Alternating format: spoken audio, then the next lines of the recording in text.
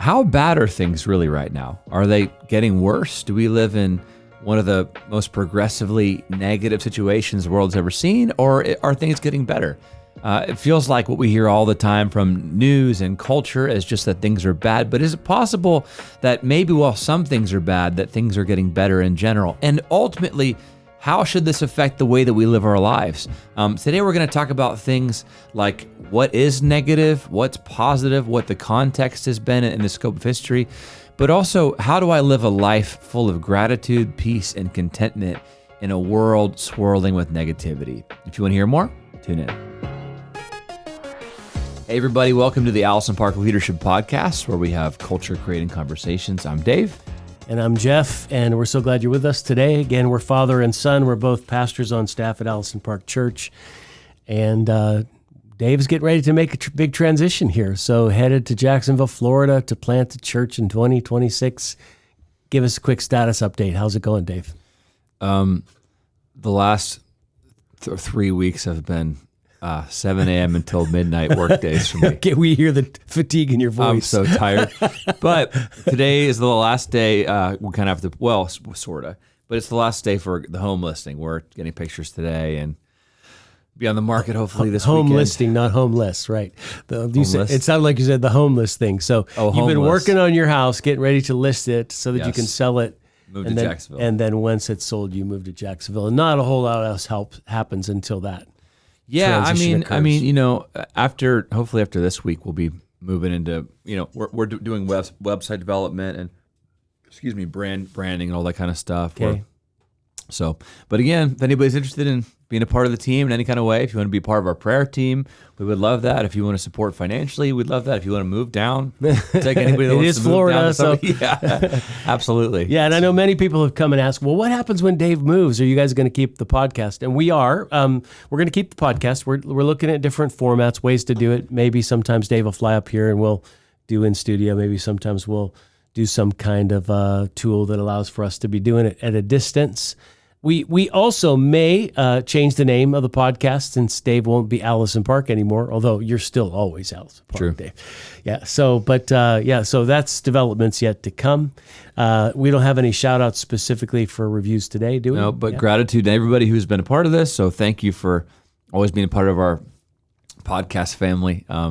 Excited for this next season of the podcast as well. It's going to be great. Yep. So you found a video that is a good perspective for the season that we're in. Yeah, so we have commented on this book a number of times called Thankfulness. It was written by a Swede, someone from Sweden, and he talks about how things in the world may be bad, but a lot of things are getting better, and he offers a lot of data about that. And in line with that, because we had talked about maybe doing an episode on this particular idea, I saw this little clip. Starts out with comedian Jimmy Carr making some very serious statements about how we should view the world right now.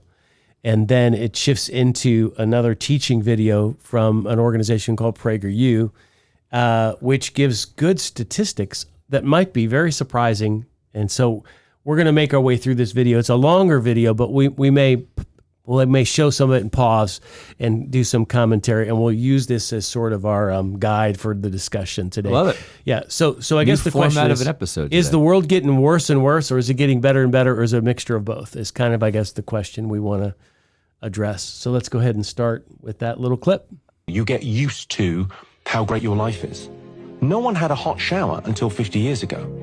So I try and do this thing when you stand in a hot shower. George Mack, my friend, pointed this out to me. Well, look, when you stand in a hot shower, just for a moment, just go, well, no one that you admire from 100 years ago had this simple pleasure in life. And when you look at the world that we live in, we're like, there's been 100 billion people ever, right? We are in the top percentile in terms of the luck that we have had. The lives, like the calorific intake that we just take for granted, the fact that our children don't die, in the first year, the modern medicine and our lives and the entertainment that we get. We're living like kings. We are, in fact, the most fortunate human beings ever. Okay, why don't we pause there, and we will come back to this additional. But let's just start there, Dave. What was your reaction Like you just a few minutes ago saw this clip for the first time. What was your reaction to what this comedian was saying in terms of, his reflections on life? Yeah, I just think it's different than what you think about, what you expect. Man, I feel like I wish I had something more verbal to say than this. My brain's a little foggy.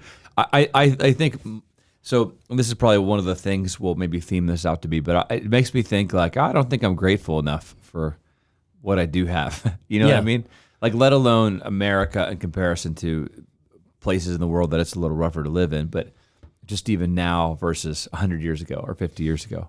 Yeah, so I think I have a number of reactions to it. First, I think that because we are living in a world of constant outrage, right? So news media and social media is feeding the outrage. We are constantly fed the bad news. We aren't really told a lot of good news. We're just told the bad news because fear and anticipation of the bad thing that's going to happen is what keeps people tuned in and what keeps them scrolling, right? And so there is a culture war, and there's a lot of bad news being shared all the time.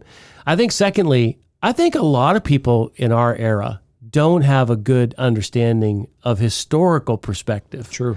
Like, a lot of people just think the life has always been this way. Like, they don't understand how much technological and economic advancement has happened across the globe in our lifetime. Right. Like, so, I'm a boomer, and boomers have lived through a lot of transitions. So when I was born in 1964, life was at a certain level, and now things have changed so much. And a lot of it we see as negative, like so much technology change and so much change in our culture and so many things that have happened globally and so many wars and conflicts that have happened and the pandemic and 9/11 and like all of this stuff has happened. And it's almost like people can watch the news on any given day and start to think, man, this must be the end times because things are getting worse and worse and worse. And yet, in many ways, life has never been better because of the level of technological advancements, creature comforts, available food, medicine, hospitals, just conveniences. Like you said, just the idea that you have a hot shower. I mean, that's a massive thing to stand, because there are many times I go on a trip overseas to a place where maybe I don't have a hot shower, and most places in the world do now. And you're like, boy, do I miss having a hot shower. Boy, I miss a good hot cup of coffee. Things that most of the world never really knew a long time ago, and now we sort of take for granted. But it doesn't take away the fact that things are still bad, right? There's still a lot of things we look and we say, man, that's a problem. Like, who is ever going to solve that particular issue there? And there's a lot of that stuff too. Yeah. So the lack of historical perspective is interesting to me as an old guy. Why do you think that is from your generation's perspective? I mean, yeah. Do people just not care? Like, I don't. I think when you were pointing out like the just the culture's view on life in general, like I've mentioned this book, a number of times. It's been a little while, but there's a book that's all about this. It's called Hate Inc. Yeah, and it's about the way that regardless as the partisanship, the way that news stations make money is by polarizing, typically through fear or anger or those kind of negative emotions is what makes money, and it generates a lot more revenue. They should, like, I can't even name them, but there was like statistics about the way news stations used to present things, and it would be like, here's what happened, and then there'd be like an opinion piece. But like as soon as media started to polarize it, ratings went way up. People were glued to the screens, and so I do think just the way the culture talks about the world, like even when you say that, like so Hans Rosling's book Thankfulness is about how things can be bad but still improving. Yeah. But even saying things are bad, like I guess will things ever not be bad to some degree before heaven? Because things are also good. You know what I mean? Yeah. Like they're not just bad and improving. They're bad and good and improving. Yes. There's just things that are like and getting worse. They're bad and getting worse, and good and improving, like all at the same time. But life is not just most one. things that are bad are actually not getting worse. Most things that are bad right now, like if you, we'll look at some of those facts in just a minute. I'm not saying that there aren't problems that are getting worse. Mm-hmm. Like obviously tension in the Middle East is getting worse right now. It's not the worst it's ever been, No. Actually, there have been multiple wars that we talked about in an episode about what to do with Israel probably over a year ago now. So there have been conflicts, 1967, 1973, and on it goes, right? Mid-2000s. It's always been bad in the Middle East over the last 100 years or so. It's bad today, but it doesn't necessarily mean it's getting worse. Some people would make a case that it might be getting better. And maybe it is, but I'm saying even if it is getting worse, most things are getting better. Yeah. You know? So now let's talk about, well, why is this important? Okay, there's a couple things. First, I think in our culture, we have a mental health crisis, which is really astonishing because we live in the most affluent time in human history, in the most affluent nation on earth, right? But people's mental health is not good. I'm not casting blame if, by the way, you're going through a mental health crisis due to some kind of trauma you've walked through. I'm just saying, generally speaking, we have a mental health crisis. So that's one problem. Then I think, secondly, you mentioned it, Dave. You say, I wonder if I'm ungrateful. Like, I think that's a spiritual problem. That can be very personal. Like maybe I get up and I see the bottom half of things rather than the top half, and I concentrate on the difficulties of life rather than the goodness of God way too much. Okay, so that's another issue, is ingratitude and what it does to your soul. But then I think there's a third problem, and that's just plain ignorance. Yeah. Again, that sounds really harsh. Let me just back it up for a moment. Meaning that we do not know certain things that are true about 2025 that were not true about 1975 or 1925. Right. And if we have the context of things, the more information you get, the more grateful you are for the era that you live in, because there's just so much that has improved. And so I don't know if maybe that's the point at which we hear the rest of this video to give us some of that. But yeah, let's get there in a second. There's a phenomenon. I'll look it up in a second. I think it might be called the expectation gap. Okay, you heard about this? Yeah. I don't know if it's a phenomenon. I preached it as a series a while ago. But isn't there I think there's a psychological. It's where your experiences don't meet your expectations, right? And that gap where your experiences and your expectations are at odds with each other, or there's a distance between them, that you feel disillusioned. Yeah. And disappointed. I think that when you expect like I see my friends and they're living at this level, like I could be financially better, I could have more vacations, or this has been rough, or my health should be better, or whatever it is, my family is more dysfunctional than I think it should be. Then you can live, because the ideal of what you think it should be is not there. You can live feeling like my life is awful. I do think we do have this, and again, I'm using these really harsh words, but probably most of us have a bit of an entitlement perspective on life. Yeah. Like, I deserve to be rich and happy and have a great job and a great marriage, and everything in my life should be perfect. Especially and easy. And easy, especially because I belong to Jesus, and He's in charge of my life. And if I'm doing what I'm supposed to do before Him, and He's doing right by me, that everything in my life will hit this ultimate standard, almost heaven-like in a way, where everything in my life is perfect. And often we're thrown in our walk with God when we deal with unpleasantness or unexpected problems, because that expectation gap exists. And I think maybe our generations have this problem maybe more than any other generation ever has, simply because how could we not appreciate the things that we have?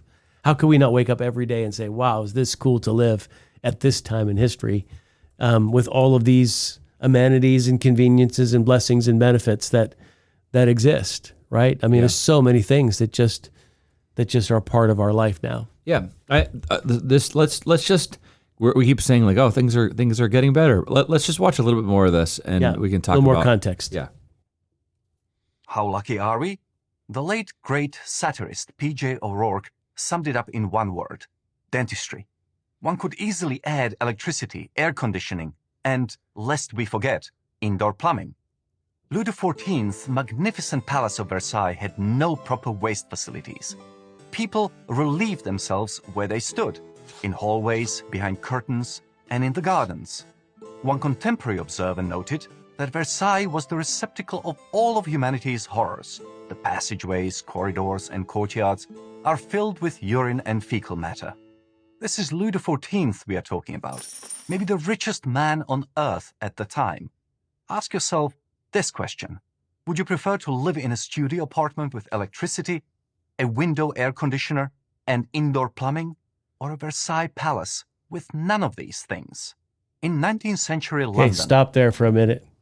Okay, so I actually had this reaction when I was in London a couple years ago when we went through one of the palaces there, and I started asking questions about conveniences. And I thought to myself, if you were to give me a choice between living where I live now with a refrigerator and a microwave and indoor plumbing like I have, and air conditioning and a vehicle to drive around in, like the televisions that I watch, like I would much rather live today in my home than in a 15th century castle. I mean, there's no comparison. Now, the artwork is amazing. The ceiling heights are incredible. Probably some of the privilege that they enjoyed was great. But if you start to get down to the nitty gritty, it would be like going on a missions trip in a way into a very remote place where they had nothing to rely upon. I mean, if you went back in time, you would notice the odor and the inconveniences of everything. I mean, there was no driving down the road to order a pizza or bringing in Uber Eats to have your groceries delivered. I mean, everything had to be slaughtered before it was consumed. So I mean, that's pretty intense right there. Just thinking about that change in the era that we live in now. But it's not just conveniences. Let's keep going because I think those are great. People are like, "Well, I'd rather have less processed food." Yes, but there's a lot. There's more. Let's keep going. American philosopher Ralph Waldo Emerson observed that no one wore white shirts. The pollution indoors turned everything black. Here's another blessing: antibiotics. In 1924, Calvin Coolidge Jr., the son of the President of the United States, died from a blister from playing tennis on the White House court. Many of the best doctors of the day were consulted. Multiple diagnostic tests were run, and he was admitted to one of the top hospitals in the country. Chelsea Follett, my colleague at the Cato Institute, has written, yet he died within a week of infection. Deaths from infection of a minor cut or blister were extremely common at the time, and no amount of wealth or power could save a patient. In almost every way, life is materially better than what it was in the past, and not just the distant past either. In 1997, a 42-inch TV screen cost $15,000. Today, you can buy one for under $200. Yeah. So why aren't we more excited about the future and the new wonders that await us there? Because human beings are born complainers. Negative emotions are much more powerful and longer lasting than positive ones. That's just the way we are wired. But the truth is that if you are living today, you are the beneficiary of countless life enhancements. And not just in developed countries, almost everywhere. Consider the following global statistics. Between 1950 and 2020, the average inflation-adjusted income per person rose over 300%. Between 1960 and 2023, the average life expectancy rose 46% from 50 years to 73 years. That's amazing. Between 1961 and 2017, the daily supply of calories rose 38% from 2,100 to 2,900. Today, even in Africa, obesity is a growing concern. Worried about the environment? There's plenty of good news there too. The chance of a person dying in a natural catastrophe, earthquake, flood, drought, storm, wildfire, or landslide fell by almost 99% over the last century. Insane. Wow. Between 1982 and 2016, the global tree canopy cover increased by an area larger than Alaska and Montana combined. In 2017, the World Database on Protected Areas reported that 15% of the planet's land surface was covered by protected areas. That's an area almost double the size of the United States. With so much good news around us, why are we so gloomy? We can pause that now. Yeah, that's a good question. Yeah. Yeah, that's a good place to ask, like, why are we so gloomy? Human beings are born complainers is a hilarious line. Yes. And it makes me feel like, like I feel a little guilty hearing that. And negative emotions are more attractive than positive ones. Just like negative news makes more money than positive. And you even say just negative, polarizing, right? So here's some others. This comes from the book Thankfulness. This is such amazing stuff if you care about the world. So Extreme poverty is dropping. In 1800, 85% of the world lived in extreme poverty. Today, less than 9% do. I don't think anybody knows those kinds of things, right? Say that one more time. 85% lived in extreme poverty in the world in 1800. Now, not less than 9%. Crazy. Yeah. Global life expectancy. In 1950, the global life expectancy was 50 years. Today, it's over 72. Okay. I think what go back for a second to the extreme poverty. Yep. So like here's the context for that. We hear all the time about the what's it called? The economic gaps, the income gaps that are increasing constantly, how the rich are getting richer constantly, which is true, but actually the whole world's getting richer too. Yeah, so this is he in Thankfulness he lists 10 instincts that skew our thinking, and one is the gap instinct, thinking in binary, everything's rich and poor. Uh-huh. And so what we're saying is the rich are getting richer, but the poor are getting richer. Yeah. Right? So it's not that the rich aren't getting richer and the gap between rich and poor isn't increasing. It's just that everyone is going up. Mm-hmm. Now, you could say, well, there's still an injustice between rich and poor. It's true. But poor people are getting richer, which is a good thing. Like, we can't ignore that aspect of things. Well, I mean, Hans Rosling talks, in that book, Factfulness, about how something can be getting much better and still not be fixed. Yeah. So, like, is the income inequality, like, oh, we could be helping more people. I mean, we should be helping more people, but the people that are at a disadvantage it's a much smaller percentage than it used to be. That's a good thing. Yeah. I think this is stuff that we should be able to celebrate. Right. That idea where they were talking about negative emotions. Have you heard about that idea of loss aversion? Mm-mm. Loss aversion is the idea that, so studies have shown that losses feel about twice as painful as an equivalent gain is pleasurable. So if you were to lose $10 or get $10, it feels twice as bad to lose $10 as it does to have somebody give you $10. It's like, oh, that was nice, but if you lose, you're like, that was $10. You know what I mean? Yeah. It's like not a big deal, but it feels way worse. So if it's the same amount of, like, a lot of studies have shown, like, even if you're 90% likely to make money, but there's 10% of losing a decent amount of money, people are much more prone to, like, protect what they have. So I think the idea of the media, and not just the media, but our culture amplifying the loss sparks these emotions that maybe skew our perspective. Yeah. So what should we do with this? Like, we could go on and on with more of these stats. Like, so for instance, here's another one. Global literacy has risen from 50% in 1960 to 86% today. Wow. That's a huge thing, right? So child mortality rates, 1800, 40% of children died before age 5. Today, just 4%. In low-income countries today, 60% of girls finish primary school, which is a huge increase from what it was in the past. So globally, things are improving.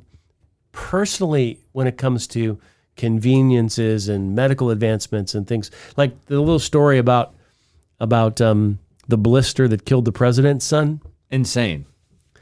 Yeah, I'd be dead by now. just the fact that we live in an era that understands antibiotics, Right. Let alone, like, I just got off the phone with my friend who had a bone marrow transplant and is going to come out of this procedure with a completely new lease on life. Like, the level of medical advancements that are available to us today is just mind blowing. There even like the fact that healthcare is available to everybody is a huge thing. Now, we could make the case that everyone should get the same level of insurance, or maybe there's still inequity in that area too. But for the longest time, only rich people got good medical care. Everybody else had to get an in-home visit from a doctor that really had no specialties. Sure. So your level of care has gone up. Your level, but even that idea, okay. And for the record, I'm not saying that equity is not a good ideal or that people shouldn't have equity across all stratospheres of society, economically, racially, etc. Nationality wise.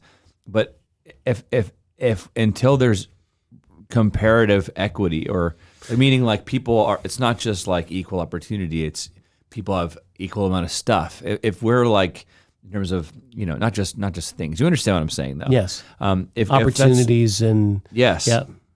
If we can't be content or grateful until we hit a society like that, then our entire lives will be miserable. Yeah. And if you look at equity between now and 1925, like if you just go back 100 years, we're ahead of the game no matter who you are and where you live. Yeah. Right? So no matter who you are, where you live, you're better than you would have been if you were born 100 years ago. Right. And so that should be the context for the discussion about other inequities. And there's more I want to get into. So where do we go from here is a good question. But just to highlight this, the binary thinking that gets you stuck in the problem is, well, if we don't have major fear around this issue, nothing's going to change. Yes, but that's a false dichotomy. That's actually not how things work. And it's not healthy, and it's not ever how God works in us to bring change. He doesn't say make everyone terrified enough to act. Yes. Fear and guilt and shame are not good, lasting motivators. They're not unifiers. They're not emotionally healthy. They're not spiritually healthy. There has to be something else that motivates us to do good in the world and to solve problems than fear, anxiety, and guilt, anger, and shame, right? It's actually a really common way to lead change in general, now that I think about it. Like I know you mentioned this book, John Cotter's Leading Change. Yeah. Talks about that idea of creating a burning platform. Like if we don't jump, we're gonna die in this, and that idea of like it's lost version. You're playing on lost version. Like if we don't do this, it's gonna be too late. We're gonna lose everything. I think that is it's a little. I mean, maybe sometimes it's the right thing to do in leadership context, but in society, well, if the platform is burning, sure, then you tell everyone Sure. the platform is burning. But if it's not, you don't set it on fire. Yeah. Well, and if it's I can't follow this analogy, but if it's getting better, the problem is that we can never acknowledge it's getting better, or else it's not hot enough to jump now. Yeah. People are, but that I just think that there's a little bit of, if we're not careful, like not that everybody here is leading change in this way, but I think if we're not careful, But it is the atmosphere of our culture. Yeah, if we're not careful, we perpetuate this cycle of shame and fear, and it's manipulative. And it also probably steals from the way that we're supposed to live. It may not be meant to be manipulative. Some people probably mean it that way. Agreed. But it's just like, it's almost like the breath that we breathe. And what it's doing, it's killing our soul. Yeah, that's right.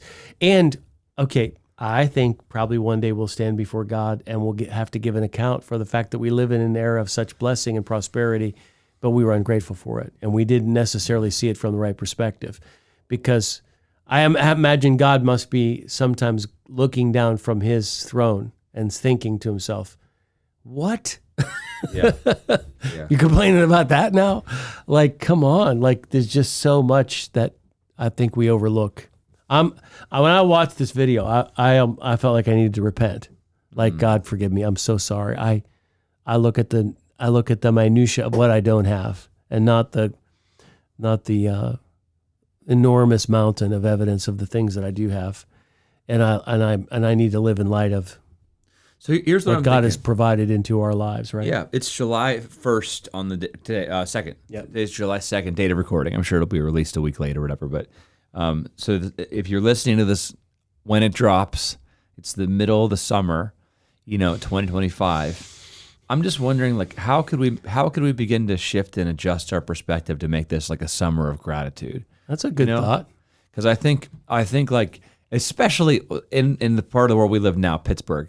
Man, it's so much better. At least I think it is. Right now.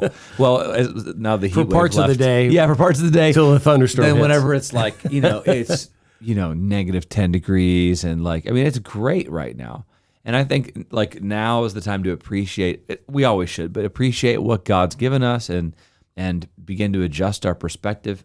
I actually think there are all these studies about how psychology affects health, like the way you think affects your health.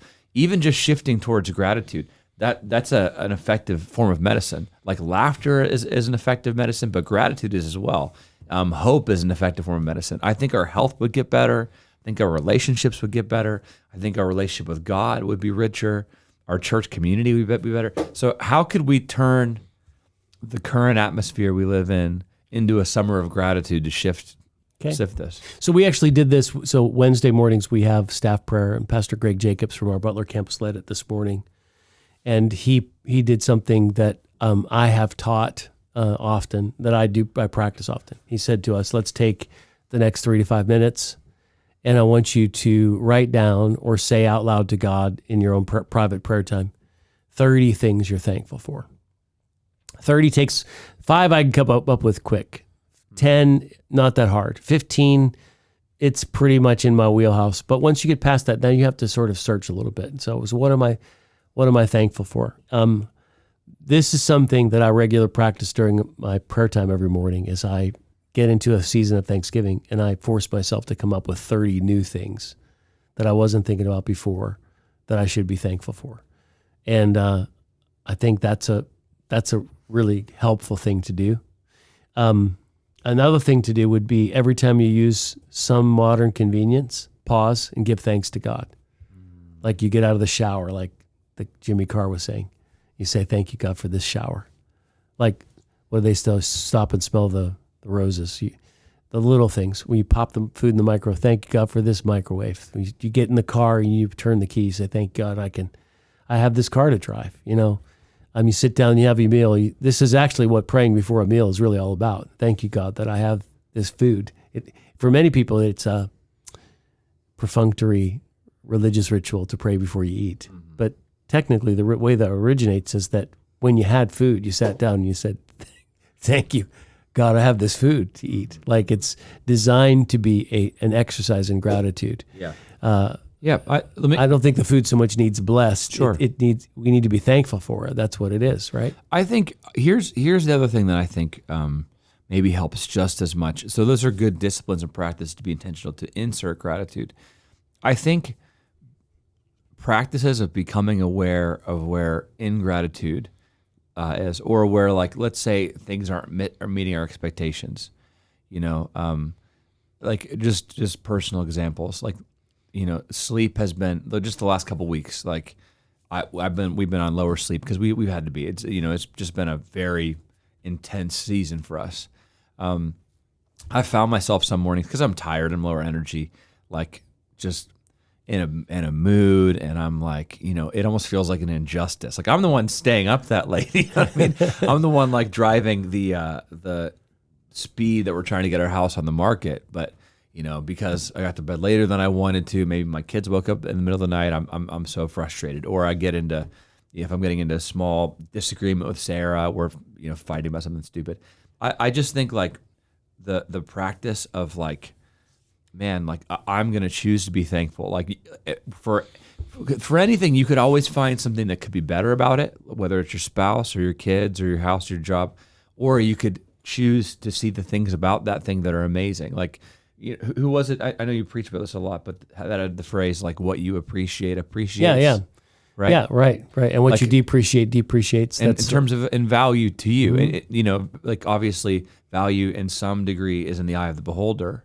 And if you choose to value what you have by being like, I have the best wife and kids in the world, you know what I mean? You begin to, I don't know. I think it's shifting to like feel where are the 10 spots of what I'm dissatisfied with. If you're not fully healthy, I mean, I believe we should be praying and believing for healing, but I'm thankful that I can still walk, or that I can use my hands, or I'm thankful for modern medicine, Does this make sense what I'm saying? Like just looking for the areas of your life. It's taking a deep breath where you are in the moment you're in and looking for the thing that you should become grateful for, right? It's seeing the value or the silver lining in every cloud, or the value in every moment. That is the thing. I think I'll try it a different way one more time, because that's not quite what I mean. Okay. I think it's looking for what are my perceptions of what's lacking. Okay. And it's choosing to decide to be grateful in spite of something not meeting the expectation. Okay. So it's like, oh man, like things are going to be so much better when the boss that I have at work finally shifts out, or I get I'm making a little more money, whatever it is, and I'm so frustrated by this, like this nagging splinter. Yeah. Like I think when I've done this successfully, it's the biggest relief in the world when something's really bothering you, and you're just like, God, thank you though for this stuff, even with that person, or even with, you know what I'm saying? Like figuring out what are the things right now that I'm allowing to suck the joy out of my life because my expectations aren't being met. Can I read a verse real quick? Yeah, I think please. that sort of speaks on sort of this idea.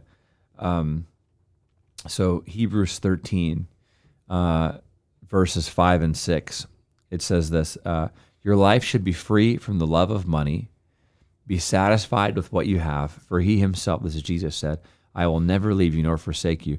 Therefore, we may boldly say, the Lord is my helper. I will not be afraid. What can man do to me? That just gives me peace to even just read that. Yeah. But the beginning there, your life should be free from the love of money. The idea there is the love of money is the expectation of I need what I have or I need more. You know what I'm saying? And I can't be satisfied until I get it. Yes. Yeah. And it's probably also, greed, the love of money. Greed isn't just you have a lot and so you're now greedy. Greed is also being so petrified about, hey, I'll be honest, this is an issue for me sometimes. Like, we shouldn't be that generous. You know what I mean? Like that's gonna put us. I know it sounds bad. I'm just being honest though. Like it's like we need to give somebody a card. Like Sarah is a very generous person, and I've noticed myself sometimes being like Scrooge McDuck or whatever. Like you know what I mean? Like trying to pinch. Like we didn't give it $50. Like maybe like $10 is fine here. Like but that's a form of greed. It's not just. Well, there is a range, right? I'm not sure that there I'm isn't sure. a range. I mean. You can be unwise in being too generous. You're right. But if your heart is always pulling back, yes, to do a little conserve, less. Yeah. And for me, that's a trust thing also. My trust sometimes strays out of like God's going to take care of this, and I need to financially manage, or I need to whatever resources, my time or my sleep, or do I have time for this phone call that I'm going to take? And again. Wisdom and boundaries need to be taken into consideration. But again, Hebrews 13:5, your life should be free from the love of money. Be satisfied with what you have, for he himself has said, I will never leave you or forsake you. Therefore, we may boldly say, the Lord is my helper. I will not be afraid. What can man do to me? It's good. In a world that we live in that is so disillusioned and jaded by what's not fixed or what's inequitable or what's wrong, what the injustices are. I don't think we should be taking our foot off the pedal to pray and to act to try to make things like heaven as much as possible now. But there should be a level of gratitude to where and a level of perspective too. Yes, so exactly.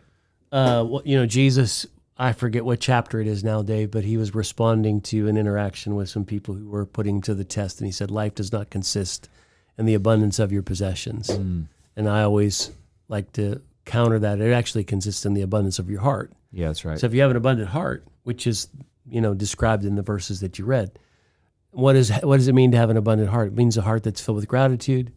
It means a heart that recognizes God's grace. It means a heart that's filled with the Holy Spirit. It means a heart that's filled with joy. It means the heart's living in the moment. And if you have an abundant heart, then that's where joy comes from. I think it also is just good, bringing it back to what we've been talking about here, to have a little, the historical context of your life is important. So on July 1st every year, I don't know if you know this guy, Dave, but he used to be a Pittsburgh Pirate, Bobby Bonilla. You remember hearing his name? Okay. No.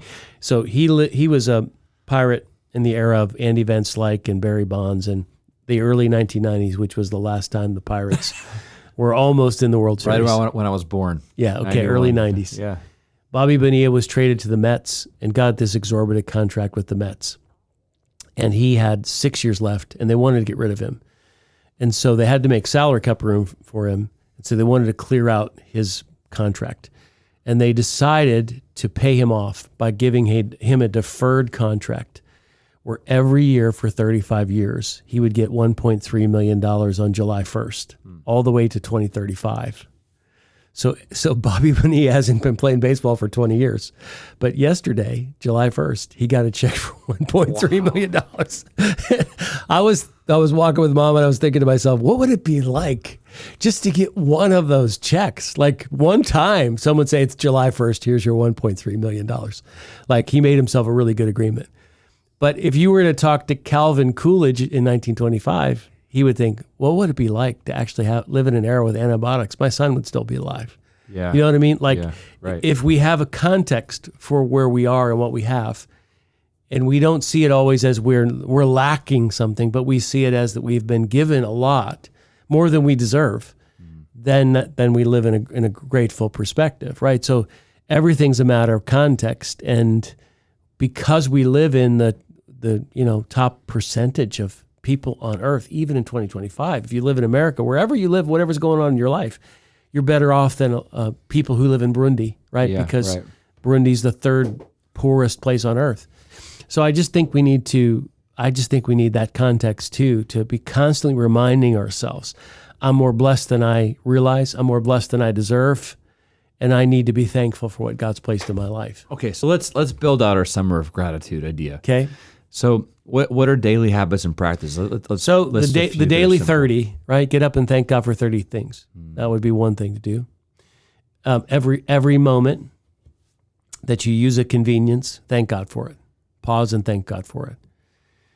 Your idea was, as you look around your life every day, become grateful for who you're with and what they add into your life. Yeah, especially I think find what feels like the lacks or the pain points, and choose to see it from a different place. Yeah, I don't have to wait until this gets better to be thankful for what I do have. Yeah, actually, there's and again, I'm doing poor on book references, but I will try to remember it later.